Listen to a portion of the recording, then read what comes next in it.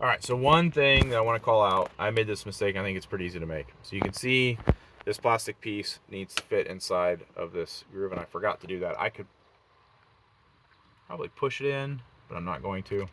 I think that would cause pretty meaningful problems. So we're gonna just pop that open. Might be able to do it without taking them both apart, but I'm gonna go ahead and do that. Okay. So we've got to get this to slide over and snap in place. So now that's locked in place. We can snap that back in place. That was easier than I was expecting. Okay.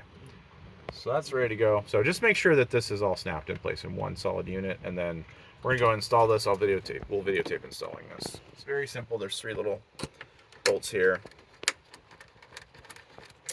One thing I feel like has changed since I started working on cars. Gosh, it's been working on cars for 20 years, which is a little crazy to say. I rebuilt, actually longer than that.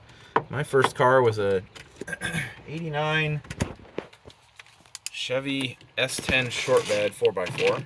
Cool little truck. Replaced the motor in it.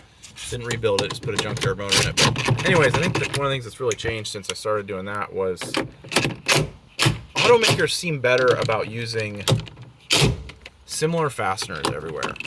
So I've just used a single 10mm socket for this entire job.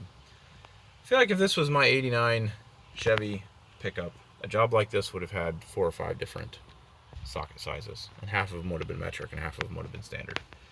Maybe that's just me complaining about the old days, but it's one nice thing. So that's installed. So this one's tight, the back one's tight, the cables are just dangling inside.